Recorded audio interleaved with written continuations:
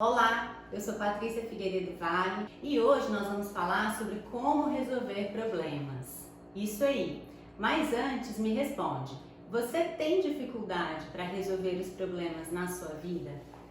O fato é que em momentos de muita emoção, uma emoção muito intensa, por exemplo, muita ansiedade, muitas vezes a gente pensa e não consegue chegar a uma solução viável para os problemas que nos preocupam na nossa vida. Ou, muitas vezes, a gente pensa que se preocupar e resolver problema é a mesma coisa. E aqui você vai ver hoje que preocupar e resolver problemas são coisas muito diferentes. A solução de problemas é uma das habilidades mais importantes para diminuir a ansiedade, e aqui você vai aprender um passo a passo para resolver bem os seus problemas e assumir as rédeas da sua vida. Nas situações em que uma emoção, por exemplo, a ansiedade, em situações em que a ansiedade é justificada pela situação, ou seja, ela não é fruto de pensamentos não realistas, alterar a situação, quando possível, pode ser a melhor maneira de modificar a intensidade dessa ansiedade. A capacidade de eliminar obstáculos é uma habilidade básica que todos precisam, a fim de terem uma vida digna de ser vivida. A resolução de problemas é uma das principais habilidades para você regular a sua emoção, reduzir a intensidade, por exemplo, da ansiedade e da preocupação. Se o tema da sua preocupação, por exemplo, e a fonte de ansiedade se trata de um problema realístico, imediato, que está acontecendo no aqui e agora, a resolução de problemas é a principal abordagem. O meu objetivo aqui, então, é te ensinar estratégias valiosas para que você possa ser capaz de resolver efetivamente os problemas que você encontra no seu dia a dia e, assim, reduzir a sua necessidade de se preocupar com esses problemas. Falando, então, um pouco da diferença entre preocupação e resolução de problemas. A preocupação, ela é um processo de pensamento negativo, ela é uma cadeia de pensamentos catastróficos, pensamentos que exageram no poder da ameaça, aqueles pensamentos do tipo e se. A preocupação é uma cadeia desses pensamentos e se, um pensamento e se atrás do outro. Quando a gente se preocupa com os piores cenários, com o que de mais trágico pode acontecer no futuro. E aí, esses pensamentos e se, eles ficam rondando na nossa cabeça. A preocupação, ela nos faz antecipar possíveis cenários trágicos e, ao mesmo tempo, ela nos deixa, muitas vezes, despreparados, sem um plano de ação para lidar com essas possibilidades. Muitas vezes, a gente fica tão ansioso que a gente tem dificuldade para pensar com clareza e não conseguimos encontrar soluções reais. A solução de problemas, em contrapartida, é um processo de pensamento construtivo, prático, útil, focado em como podemos lidar de maneira efetiva e eficaz com o problema. Ela também funciona como antecipação e, enquanto estratégia de antecipação, ela aumenta a probabilidade de enfrentamento efetivo em situações problemáticas. Então, a resolução de problemas, ela se concentra em problemas que precisam ser resolvidos com a elaboração de um plano claro. Como a preocupação muitas vezes não parece ser um processo útil, pode ser muito mais útil, então, aprender uma habilidade como a resolução de problemas. É importante, quando a gente pensa em resolução de problemas, considerar algumas questões. Uma delas, lide com um problema de cada vez. Tentar ficar encontrando soluções para tudo ao mesmo tempo, de uma vez só, pode reduzir a qualidade do teu plano de ação. A qualidade pode ficar prejudicada. Uma outra questão importante, procure usar o papel ou as notas do teu celular, procure anotar em algum lugar. Não tente resolver tudo na sua cabeça. As coisas, elas ficam muito confusas quando a gente tenta segurar várias coisas na cabeça ao mesmo tempo. Então, a ideia de colocar no papel pode tornar as coisas um pouco mais claras. Ok, então já vimos que a resolução de problemas é realmente muito útil, mas antes de iniciar um processo de resolução de problemas, a gente precisa reconhecer se de fato existe um problema a ser solucionado. Então, essa é uma questão que a gente precisa se perguntar antes de iniciar a solução de problemas. Algumas questões que são importantes para avaliar esse aspecto. A minha emoção, né, por exemplo, a minha ansiedade, ela é justificada por fatos, por situações concretas? Existe realmente um problema que requer uma solução? A gente está falando de um problema que é provável ou real, que está acontecendo agora, né, no momento presente, e é algo sobre o qual eu tenho algum controle. Se o problema é uma previsão improvável, que pode acontecer, porque quase tudo é possível, embora seja muito pouco provável, e sobre o qual eu tenho pouco controle, embora esse problema possa e até parecer real, na verdade ele não é um problema real que exige ação. Aqui a gente pode estar falando de um tipo de preocupação que é a preocupação improdutiva. Com a preocupação improdutiva, inúmeras estratégias podem ajudar. Não é o foco no vídeo de hoje, mas a gente tem outro vídeo falando sobre isso, vale a pena conferir. Agora, se a gente está falando aqui de um problema real com o qual você pode fazer algo, a gente está falando provavelmente de uma preocupação produtiva e nesse caso, a solução de problemas é uma das estratégias mais úteis. Algumas preocupações envolvem problemas atuais que requerem, que permitem ação, enquanto outras não.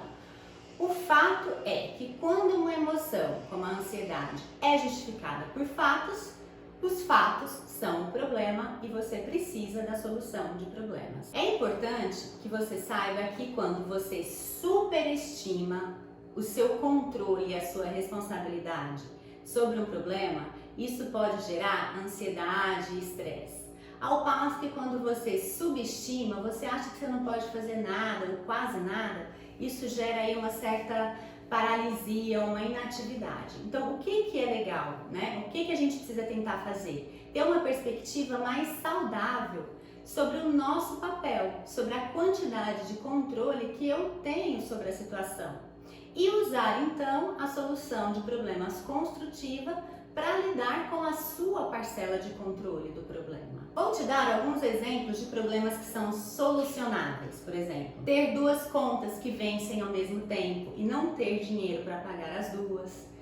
Eu tenho, por exemplo, muitas tarefas para finalizar, um exemplo de um problema solucionável, muitas tarefas para finalizar até o final da semana, né? Ou eu tive uma discussão com meu marido ou com o meu chefe, né? E eu preciso resolver isso. Ou o meu filho me desobedece muito, também é um exemplo de um problema solucionável. Agora, alguns exemplos de problemas não solucionáveis. O meu marido pode sofrer um acidente. Os juros poderão subir. Eu posso ser demitido. Eu posso ter uma doença grave. Ou seja, essas situações, eu não tenho informações suficientes, né, se elas realmente têm uma probabilidade grande de acontecer. E provavelmente não vão me possibilitar ações para resolvê-las. Ok? Então esses foram alguns exemplos para ficar um pouquinho mais claro para vocês o que seria o modelo de um problema solucionável e de um problema não solucionável. Então agora vou te propor um exercício. Tente anotar quais das suas preocupações são problemas potencialmente solucionáveis e quais não são. Veja se eles são realistas, se eles são no aqui e agora, são atuais, né? Se eles estão sob o seu controle, para poder então descobrir quais são os problemas da sua vida que você pode tentar resolver. E sem demora, vamos então para os passos aí da solução de problemas. A solução de problemas eficaz, ela geralmente envolve 7 etapas. Eu vou falar sobre cada uma delas aqui hoje. Primeira etapa seria identificar, definir de forma mais específica possível a situação problema.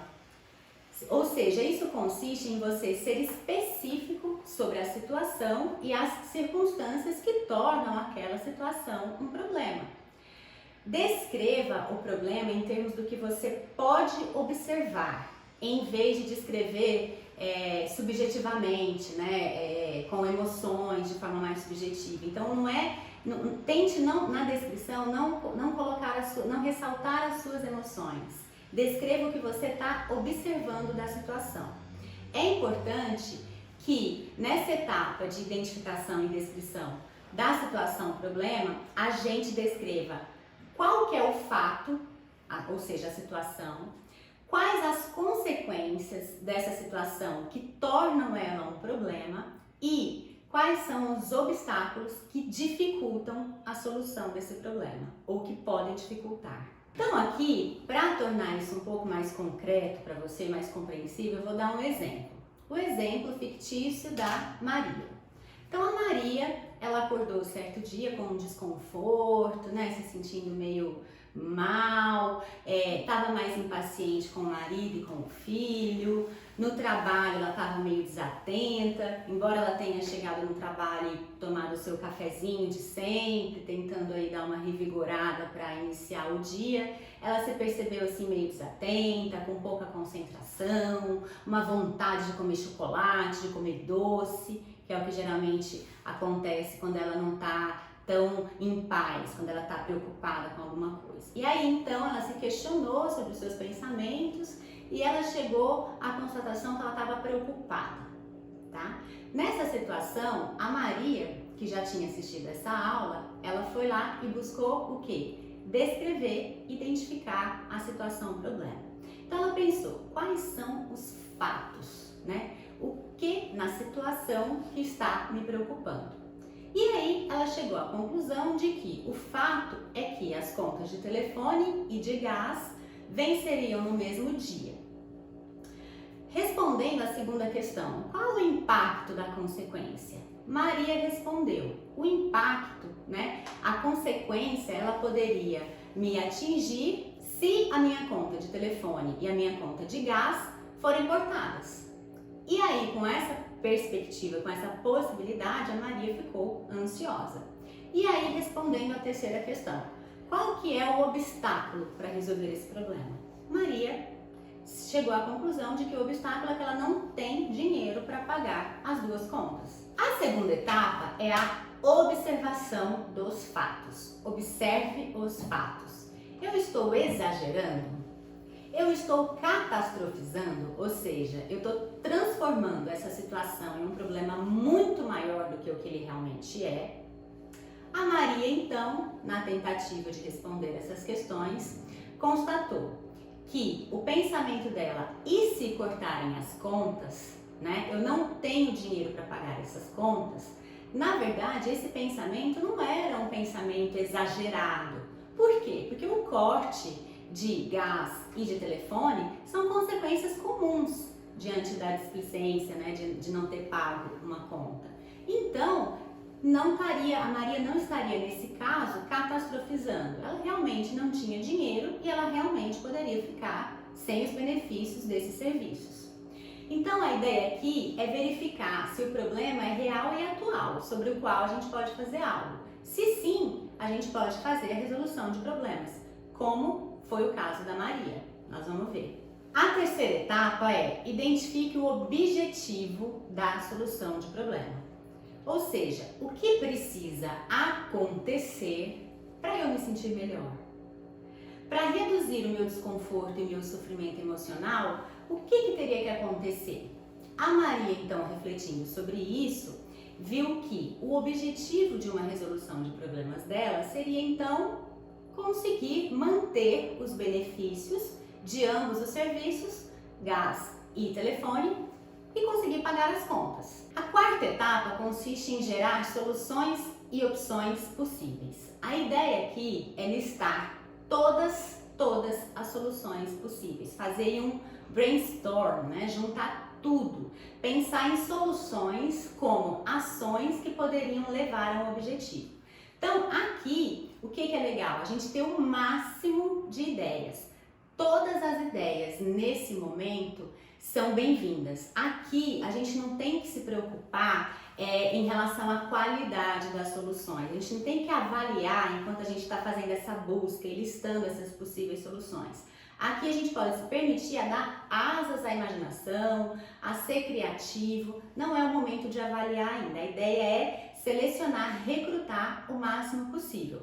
Fazendo isso, a gente pode encontrar aí algumas opções nas quais a gente nem pensaria e que, quem sabe, poderiam ajudar. No caso da Maria, quando ela assistiu essa aula e foi lá então listar o que ela poderia ter de solução para resolver o problema dela, ela então anotou: ligar nas companhias e tentar negociar o pagamento, tentar ver se daria para fazer um pagamento parcelado, né? Um outro tópico, priorizar. A Maria então ela refletiu qual desses serviços ela poderia viver sem, né? E qual que ela optaria pagar primeiro, caso ela não tivesse dinheiro para pagar as duas. Uma outra coisa que ela listou: pedir dinheiro emprestado para um parente, para um amigo e tentar pagar ambas as contas. Ou uma quarta coisa que ela listou: pagar a conta com cartão de crédito, e aí a fatura venceria depois, talvez ela já tivesse dinheiro para cobrir.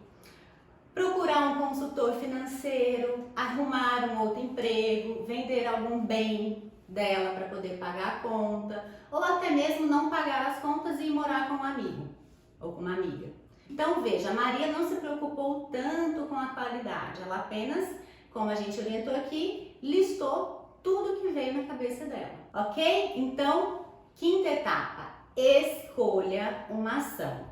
Uma vez que a gente já fez aí o brainstorm, né, essa lista de tudo quanto é possível e imaginar da solução e opção, que é o objetivo do brainstorm, né, gerar soluções que possam ser eficazes para um problema e que não parecia ter resolução evidente esse problema. Então, uma vez que a gente já fez tudo isso e que todas essas ideias foram geradas, agora sim é hora de identificar qual é a melhor ou quais são as melhores. Agora então, tente eliminar as que são menos desejáveis e, importante também, as que não são praticáveis. A gente às vezes até encontra uma solução que é desejável e que é racional, mas que é impossível de colocar em prática. Então, nesse momento, a gente vai tirar aquelas que são menos desejáveis e que são mais difíceis de colocar em prática.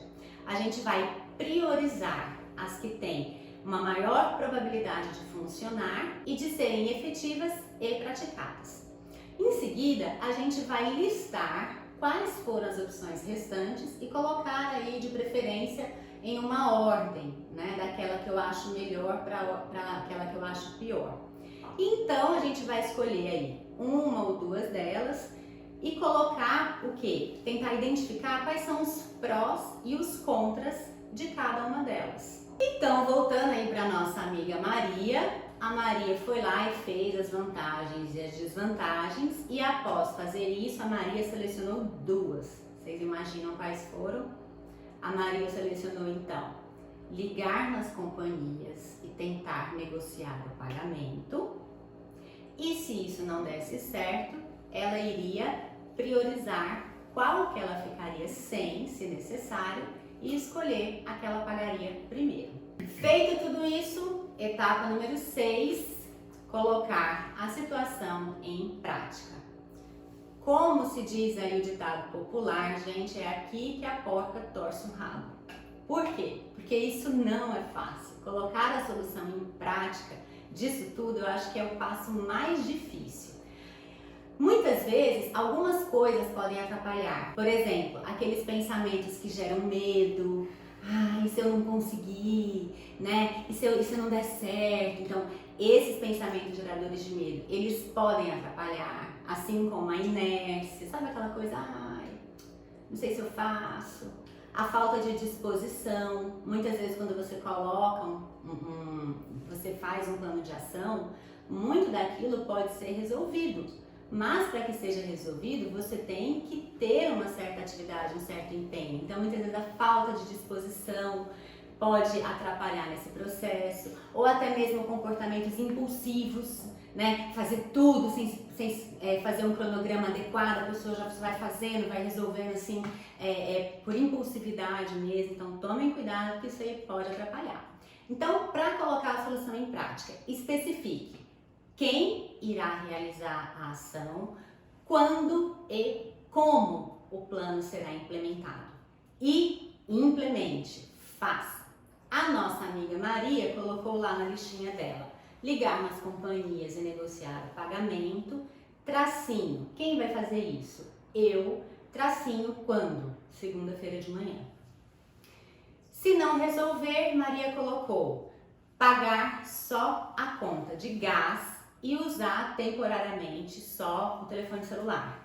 Tracinho, eu, tracinho, terça-tarde. Então, vamos para a última etapa, a etapa de avaliação do resultado. Aqui a gente vai avaliar a eficácia do nosso plano. Eu estou satisfeito com o resultado? Eu me sinto melhor? Teve algum resultado negativo para mim ou para outras pessoas? E aí nós vamos decidir se a gente vai ter que revisar e mudar o plano ou não. É importante, gente, lembrar que a estratégia de solução de problema, ela precisa de prática, de tempo e de paciência, mas ela de fato pode te ajudar a lidar com situações difíceis. E lembre-se também, o objetivo da resolução de problemas é diminuir a ansiedade e lidar mais efetivamente com situações problemáticas. Pensando na avaliação, uma coisa é importante falar para vocês. A gente não pode pegar o desfecho como uma avaliação apropriada. Por quê? Porque, gente, somente uma parte da resolução de problemas está sob a nossa influência. Pode ser que a Maria ligue na companhia de gás e na companhia de telefone e nenhuma delas negocie o pagamento, né? Então a gente tem que aprender a aceitar a possibilidade de não conseguir resolver problemas por fatores que estão fora do nosso controle. A melhor forma de avaliar o êxito de uma solução de problemas, de um plano de ação, então não é por ter conseguido ou não resolver, mas pela redução da ansiedade e da preocupação. Então, da próxima vez que você estiver preocupado com algum problema real, atual, que esteja acontecendo aqui e agora, né, e que de alguma forma você tem controle sobre, por que não tentar a resolução efetiva e estratégica dos problemas? Ela é mais produtiva que a preocupação, irá reduzir a sua ansiedade e no final você terá um plano de ação. Então é isso, gente. Não percam muito tempo com preocupações, ajam e me contem aqui nos comentários se vocês implementaram isso que a gente falou hoje e se deu certo para vocês. Abraços!